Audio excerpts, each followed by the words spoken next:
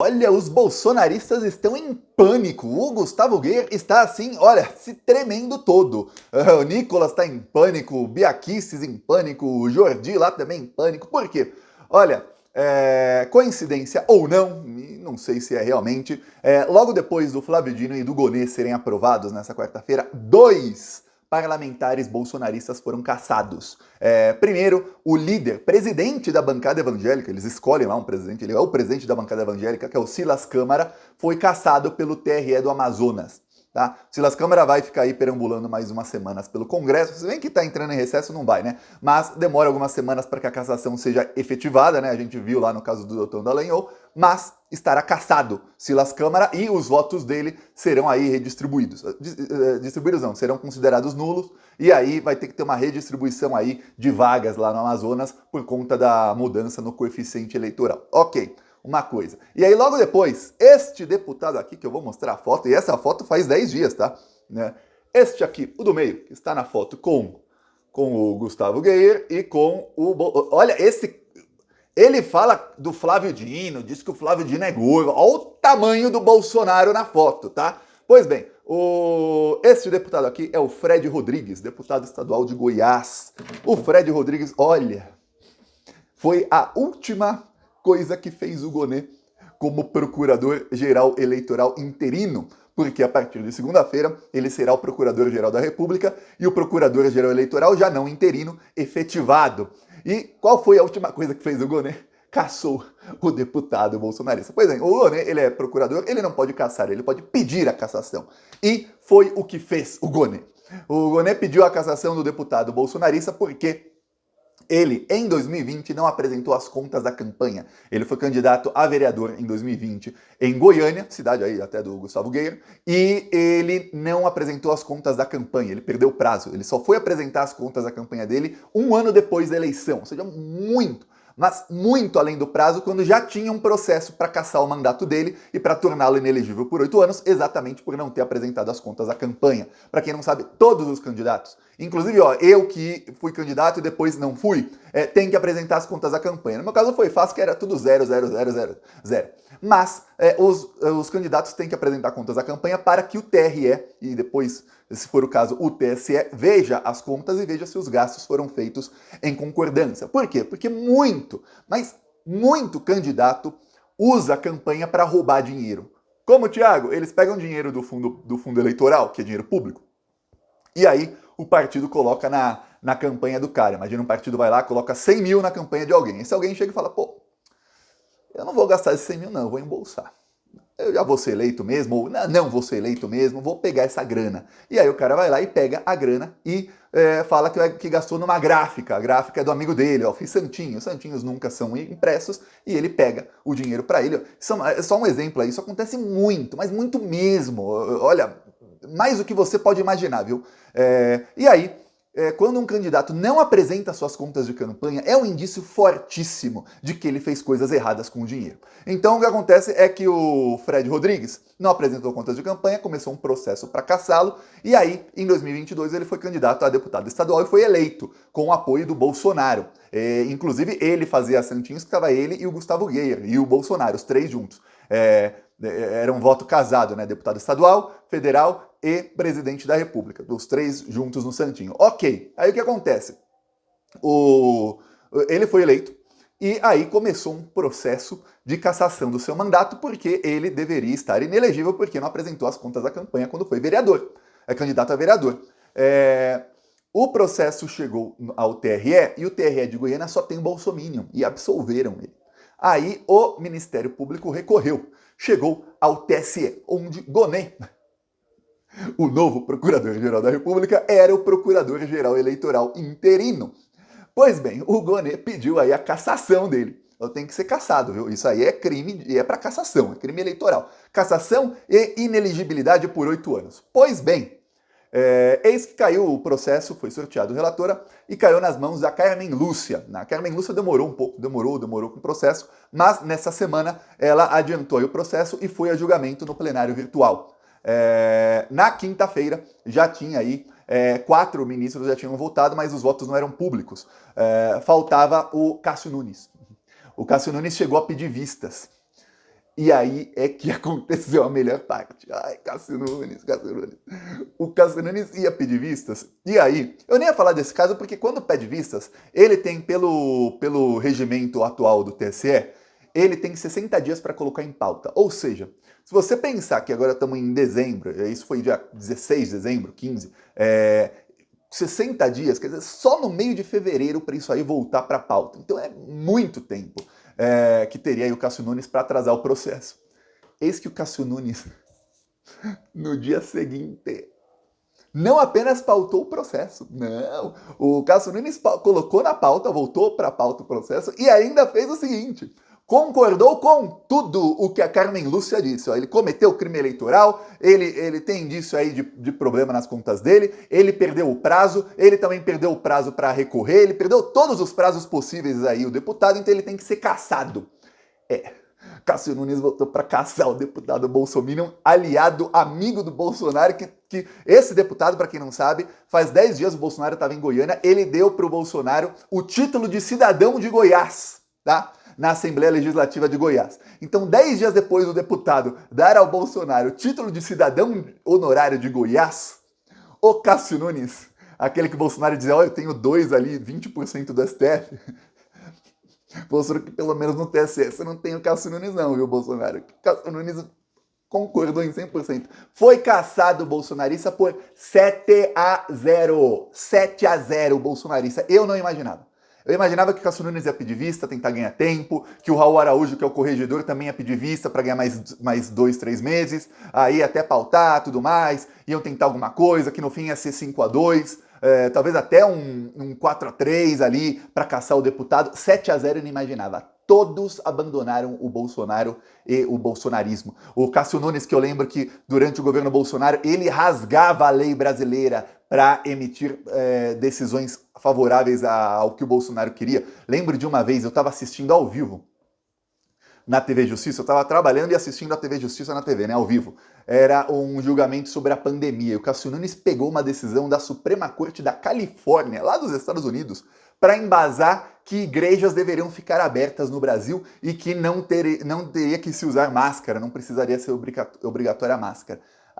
Caraca, aí eu fui ler, né, dei um Google, estava no computador, a decisão da Suprema Corte da Califórnia era exatamente o oposto, dizia para fechar tudo. E quer dizer, ele pega uma decisão dos Estados Unidos para usar como embasamento para uma coisa do Brasil, quer dizer, a lei americana que tem a ver, e ele ainda distorce tudo.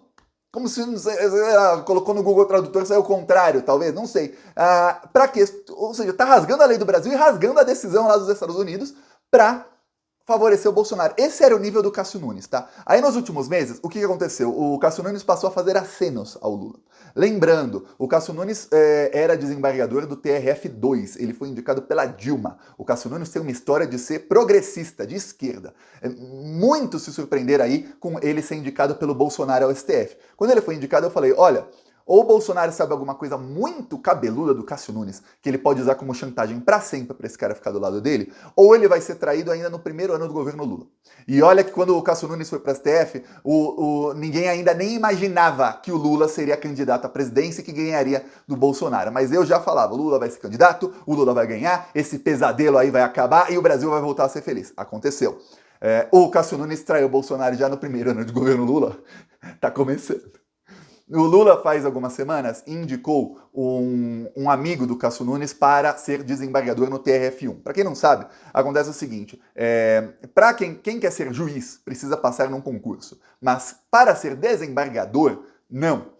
Juízes podem virar desembargadores ou advogados podem virar desembargadores de TRFs aí, que são indicados pelo presidente. Então a OAB faz uma lista sextupla, e aí escolhe-se um advogado. E aí os ministros do STF tentam de tudo para emplacar seus amigos. Vou te dar um exemplo, o Luiz Fux, ele colocou todas as filhas como desembargadoras. Eram todas advogadas, seriam advogadas, e aí como o papai é ministro do STF, as filhas se tornaram desembargadoras, obviamente por indicação do papai Fux. O Cássio Nunes colocou aí um amigo no TRF1, então o Lula fez um aceno, ó, eu deixo você, dos que estão aí na lista, escolher qual que é o mais próximo, é esse? Tá, ok. Então você vê que o Lula sabe fazer política. Mais do que isso, o Lula está promovendo junto ao Barroso, para essa semana agora, um encontro com todos os ministros do STF, e vão ter aí ministros do governo Lula, parlamentares de esquerda e o Lula. Então vai ser um encontro organizado com o Lula. O Cássio Nunes e o André Mendonça vão no encontro. Então é outra oportunidade aí para o Lula articular com o Cássio Nunes e o André Mendonça. O Cássio Nunes está extremamente tentado a mudar de lado e a ficar do lado do progressismo, porque lá no STF ele já percebeu uma coisa, ele está sendo excluído pelos outros ministros de tudo, porque ele e o André Mendonça estão passando pano aí para ataques terroristas no dia 8 de janeiro, faz todo esse tempo aí. Então, o que está acontecendo é que está tendo uma virada, uma guinada. Isso está colocando em pânico os bolsonaristas. Por quê? Porque eu posso te falar, olha, coincidência, será que é coincidência que foram caçados 2 bolsonaristas logo depois do Gonê e do Flávio Dino serem aprovados? Posso falar, no caso do Silas Câmara, do presidente da bancada evangélica, é coincidência. Em Brasília votam Flávio Dino, lá em Manaus caçaram ele, não foi nem o TSE. No caso aí do Fred Rodrigues, foi o próprio Gonê, já eleito novo procurador-geral da República, e foi o Alexandre quem preside a sessão. Foi no plenário virtual, mas o Alexandre foi, a Carmen Lúcia, a relatora, votou. O primeiro a votar depois dela foi o Alexandre de Moraes. Aí depois os outros foram votando. Cássio Nunes pediu vista. No dia seguinte, o Cássio Nunes já voltou e falou: não tenho que pensar aqui não. Concordo com a Carmen Lúcia 100%. Caça o Bolsominion. Agora, o que eles estão com medo? O Nicolas Ferreira, o Gustavo Geyer, a Carla Zambelli, a Bia Kicis, o Jordi e vários outros bolsonaristas, durante a campanha de 2022 e antes da campanha, fizeram vídeos. Tem inúmeros vídeos. O material probatório contra eles é muito grande, em que eles atacavam as urnas eletrônicas. Esse processo foi atrasado agora no TSE, tem uma investigação em andamento, e esperava-se que seria em setembro ou outubro a votação, que pode caçar 47 bolsonaristas, tá? E torná-los, alguns não têm mandato, serão tornados inelegíveis. Eles estão com medo por quê? Porque o Cássio Nunes traiu. O Cássio Nunes já falou, pra mim não vou passar pano não, vou pra cima. Então eles estão com medo que esse processo seja pautado no começo do ano que vem. Eles também estão com medo que o Flávio Dino chegando no STF, esse é um burburinho muito forte na extrema-direita, eu não sei de onde tiraram isso, tá? E olha, eles às vezes erram, mas eu torço para que seja verdade. Eles estão com medo porque eles acreditam que em fevereiro o Flávio Dino vai pegar vários processos contra o bolsonarismo. Eles acham que vai ter um acordão no STF para que processos que estão com o Alexandre de Moraes, ou até contra os ministros, tem alguns com a Carmen Lúcia, alguns com o Toffoli, enfim, sobre o bolsonarismo, que eles sejam remanejados para o Flávio Dino. Então eles estão com muito, muito medo que caia tudo nas mãos do Flávio Dino. Há casos, eu pesquisei, né, para ver se isso aí que eles estão falando é verdade. Há casos em que ministros do STF, sim, abdicam de um caso e entregam a outro ministro. Mas quase sempre é um sorteio. Há casos que pode acontecer também que os ministros se abdicam do sorteio, aí vai para um acordão. Eles estão com mais medo disso, principalmente porque parece que nas últimas semanas, o André Mendonça e o Cássio Nunes, quando eles não estão... às vezes eles votam a favor do Bolsonaro e do bolsonarismo e tudo mais, mas eles não pedem mais vistas e eles não estão mais lutando pelo bolsonarismo. É aquela, te ajudei, votei a favor, foi 9-2. Sei que meu voto é inútil. Fez ali, pô, mas você não pediu vista, não tentou atrasar o julgamento, não tentou tumultuar, você não está ajudando. É isso. Então, o bolsonarismo está com medo, estão apavorados, porque, olha, fazia tempo. O último parlamentar bolsonarista caçado faz mais de 3 meses. E aí os dois são aprovados no dia seguinte, já 2 caçados. A coisa tá feia, tá muito feia. E agora o Gonê, que é exatamente quem caçou um deles, vai ser o Procurador-Geral da República. Ele vai ter todos os processos contra todos os bolsonaristas. O Nicolas Ferreira tem 5 processos contra ele por transfobia, homofobia, racismo, que são crimes equivalentes, ou seja, ele é reincidente no crime. O novo Procurador-Geral da República vai pegar esses crimes aí, ele vai pegar o Nicolas de jeito. O Gustavo Geyer tem vários processos contra ele, inclusive um aqui que eu falei outra semana, que foi o Léo Bastos da TV Repensar, que fez a a notícia crime, a notícia de fato, aliás, não é notícia crime, não é notícia de fato ao Ministério Público, e foi o Vinícius Betiol lá no Twitter que fez a denúncia. Ele assistiu toda a live do Gustavo Guerra cometendo o crime, cortou o trecho e expôs. E aí foi feito, e aí já chegou no STF, vai ser relatado, esse sim, pelo Flávio Dino. Isso já se sabe 100% de segurança que será o Flávio Dino.